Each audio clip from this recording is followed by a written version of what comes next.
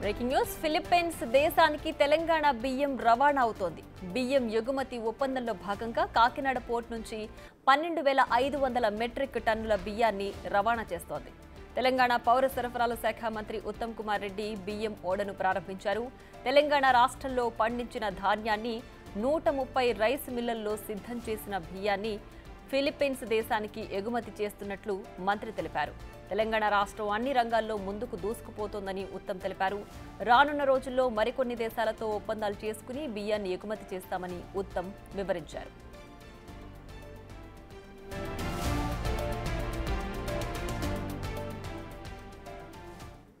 ప్రతి పంటకి గతానికంటే ఎక్కువ పంట పండించే విధంగా మా ప్రభుత్వం పాలసీస్ అవలంబించింది. తెలంగాణలో 153 లక్షల మెట్రిక్ టన్నుల వరి ధాన్యం పంట పండింది.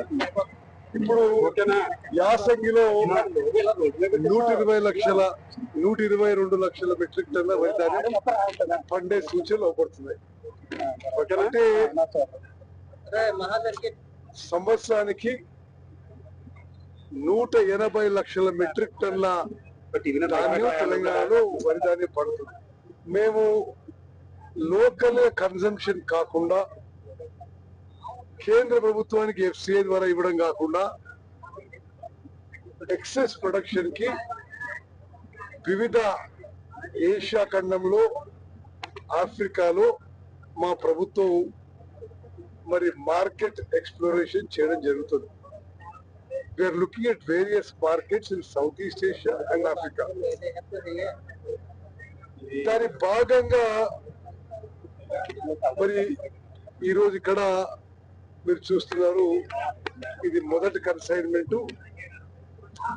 ఈ షిప్ లో 12,500 మెట్రిక్ టన్నుల రైస్ ఎక్స్పోర్ట్ చేస్తున్నాం ఫిలిప్పీన్స్ దేశానికి తెలంగాణ రాష్ట్రానికి 8 లక్షల మెట్రిక్ టన్నుల బియ్యం ఎక్స్పోర్ట్ కి మెమోరాండం ఆఫ్ అండర్స్టాండింగ్ సంతకం చేసుకోవడం జరిగింది. దాంట్లో 1,00,000 మెట్రిక్ టన్నులు వెంటనే ఎక్స్పోర్ట్ చేస్తున్నాం. ఆ 1,00,000 మెట్రిక్ టన్నులు ఈ షిప్ లో 12,500 మెట్రిక్ టన్స్ ఈ షిప్ లో పోవడం జరుగుతుంది. అదేవిధంగా ఫిలిప్పీన్స్ దేశ ప్రభుత్వానికి తెలంగాణ రాష్ట్ర ప్రభుత్వానికి అనేక దఫాలుగా చర్చలు జరిపి ఈ ఒప్పందానికి వచ్చిన చెప్పాలని చేస్తున్నారు. వచ్చి వాళ్ళు రైస్ శాంపుల్స్ చెక్ చేసుకున్నారు. వాళ్ళ క్వాలిటీ టీం తెలంగాణకు వచ్చి మొత్తం వెరీ క్వాలిటీ కంట్రోల్ చేసుకున్నారు. మరి ఈ తెలంగాణ ప్రభుత్వ సివిల్ సప్లైస్ కార్పొరేషన్ ద్వారా ఫిలిప్పీన్స్ ప్రభుత్వంలో వారి సివిల్ సప్లైస్ కార్పొరేషన్ ఈక్వలెంట్ గా ఇది ఎక్స్పోర్ట్ చేయడం జరుగుతుంది. ఈ షిప్ లో ఎక్స్పోర్ట్ అయ్యే ధాన్యం రైస్ బియ్యం 103 మిల్లుల్లో మిల్లింగ్ చేయడం జరిగింది. ఇందులో ఇప్పుడు పోతున్న బియ్యం యొక్క వాల్యూ ధర 45 కోట్లు అని చెప్పి మీకు మనం చేస్తున్నా.